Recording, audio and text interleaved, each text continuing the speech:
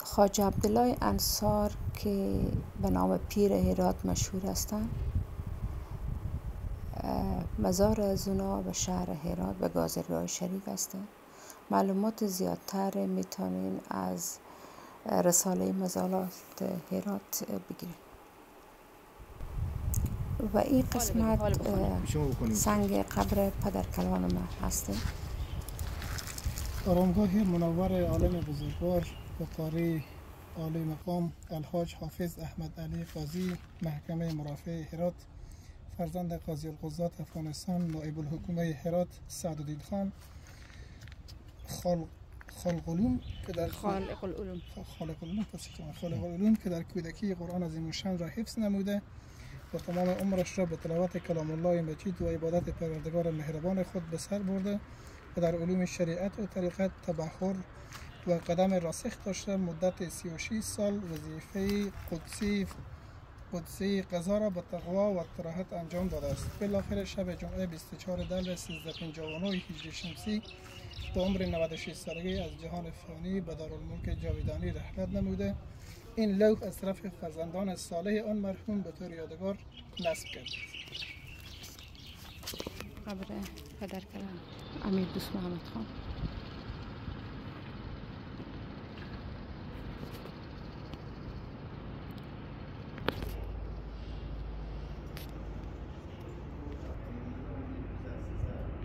این سنگ هفت قلم؟ این سنگ هفت قلمه.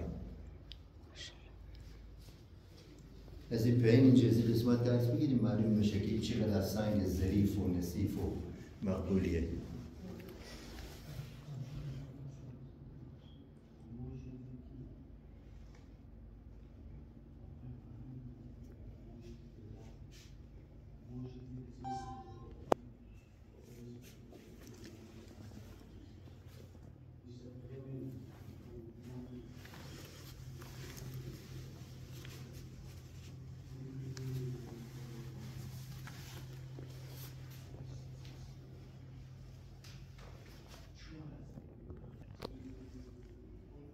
شما هرات نه؟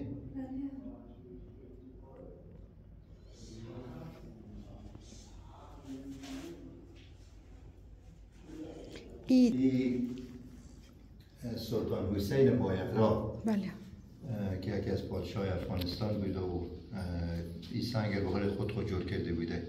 باز خود زو بچه زو جلوتر از خود وفات کرده بود، باز اینجا دفن کردن. این پسر سلطان حسین بایقرا و این به نام خواجه شمس الدین حکاک و این سنگ تیار کرده و این نظیر از این سنگ هم به تمام دنیا هم نیه. چند سال میشه؟ این سنگ به نام سنگ هفت قلمه که تقریبا 780 سال میشه. این به نام خواجه شمس الدین حکاک این سنگ رو بترشیده و امروز که تکنولوژی در پیش رفته تمام دنیا عاجز مانده که ما بتونیم این سنگ تیار کنیم.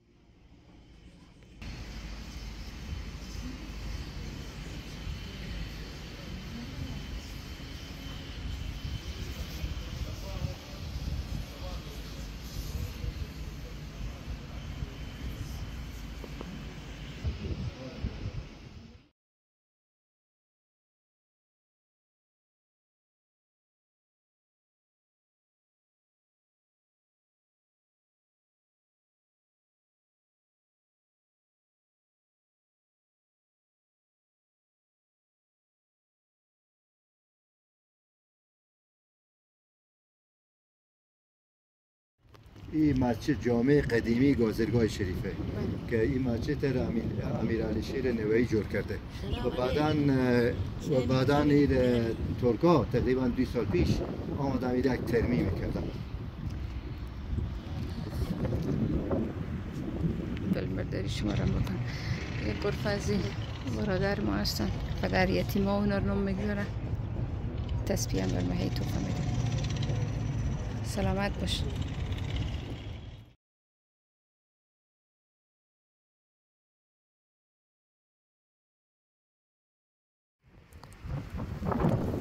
اینجا چله خانه خواجه عبدالله انصار است که 12 اتاق است.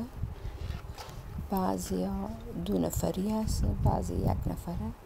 اجی بابا که صوفی صاحب کمک معلومات درباره میدن. قصه میکنیم اینجا درباره اینجا چله خانه. کمک شما معلوماتی اگه به ما بدیم خوش میشیم. اسم شما؟ اسمم صوفی عبداللطیف. ممنون. درباره از این چله خانه اگه کمک معلومات بدیم خوش میشیم. این چله خانه عمر عبدالعزیز ساخته. بله. 1350 سال میشه. ماشاءالله. از طرف ترکا دوباره به سر کار شده. بله. تعمیر شده. بله.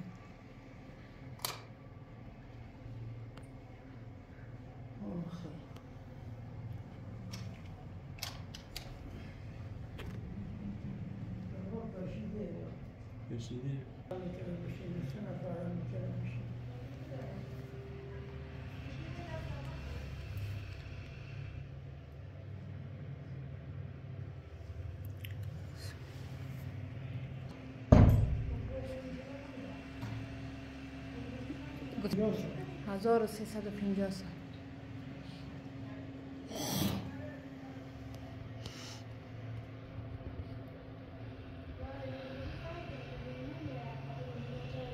من میگم نه، او آدمی که خدا آدم کنه مونی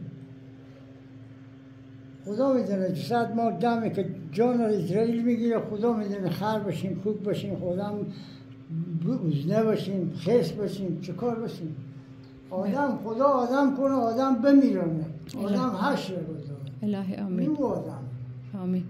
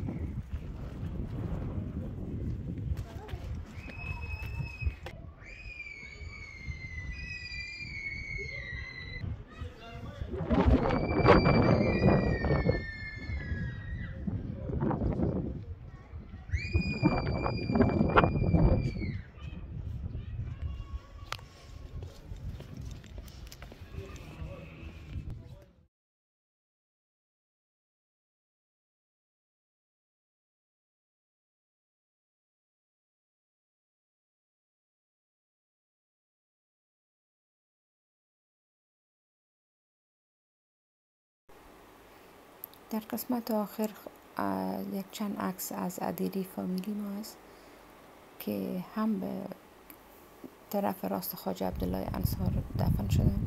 فامیلی ما است. و در آخر 2 عکس است از قبر برادرم شهید دکتر سید عبدالوحید جان دادشانی که به آلمان دفن شدن. روی همه مرده های ما شاد